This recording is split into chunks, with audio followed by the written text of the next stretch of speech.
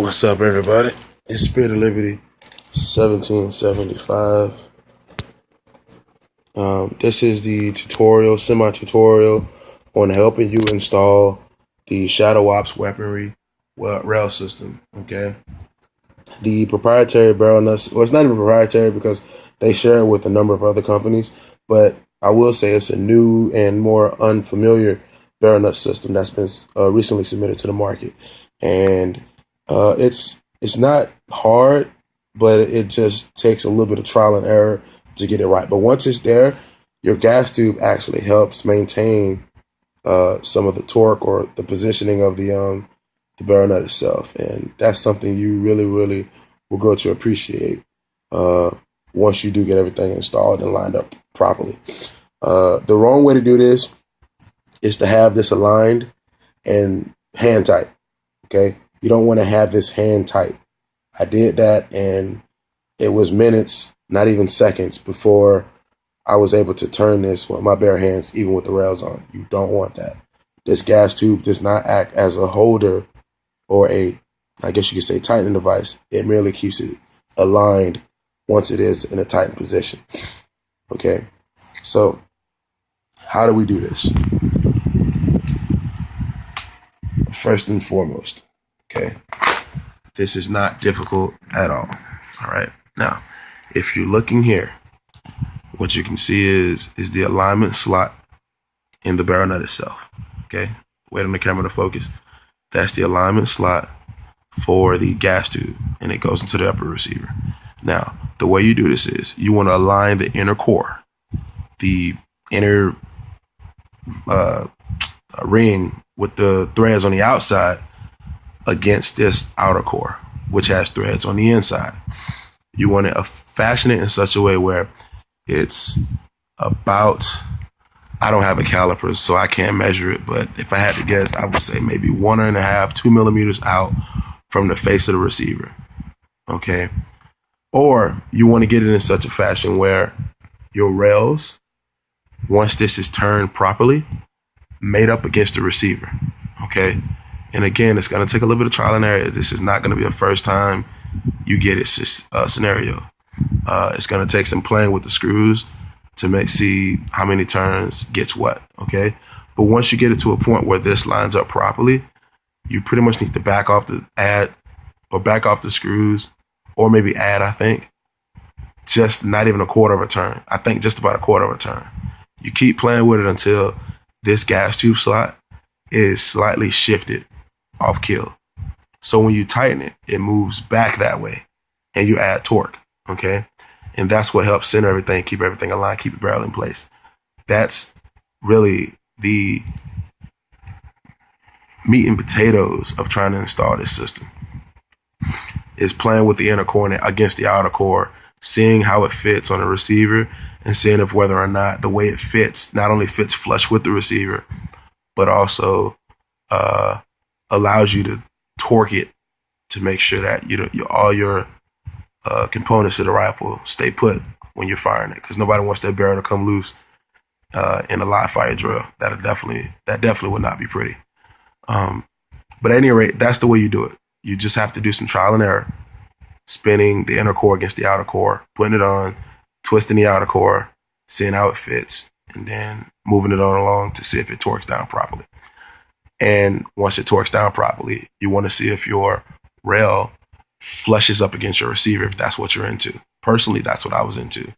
It took me about, I want to say somewhere in the neighborhood about 9.5 to 11 turns with the inner core being flush with the outer core.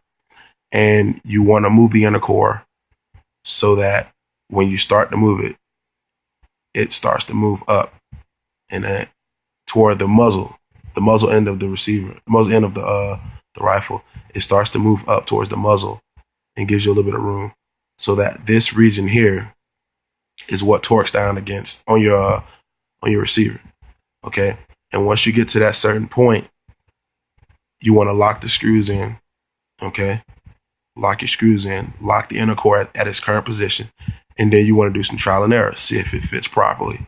If it fits properly and this lines up, then you know it's not right. Because if this lines up, then there was no torque being applied. It just lined up flush or perfectly. So you want to either back it out or add to it so that your gas tube port or slot, is slightly off axis. So that when you torque it back into axis, you add torque. You add, I guess you could say, stickiness, if you will. I mean, I don't know the correct word for it. I'm a bit retarded right now. I'm tired and sick. But you add, some tightening, if you will. So you want your gas tube or the gas tube slot, this slot right here, either one. It's not really dependent as long as the one that's closest to the receiver hole is slightly off kill. And once you tighten it, it tightens into place. Okay. And then once you get that down and you screw it in and you tighten it and it's good to go, it feels tight, or, it takes a lot of force with a secondary object to get it to move, which is very tight. You go on and you put your rail. Okay. Once you do that, or before you do that, let me show you the device you use to tighten it. I forgot about that. Okay, real fast. This is the easy part. You gotta take this crappy ass Chicom made NC Star barrel nut wrench, and I'm gonna have a link in a description, a link in the comment box down below, where you can find it on Amazon for like $20, I believe. You're gonna take that, and you see the teeth on it for your M4 buffer tube. You're gonna take it. I'll tell you what we'll do from the bottom, since that's the free area. You're gonna take it, and you're gonna put the teeth in right there. You see that? See that? Now I can turn it.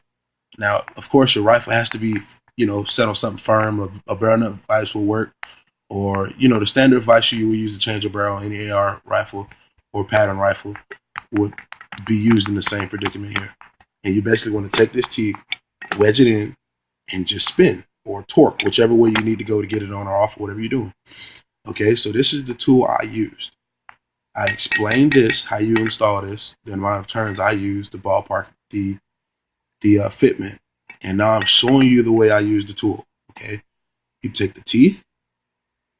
All right, it's a bit crude. I know some elitists and perfectionists will definitely get on me about it, but it works.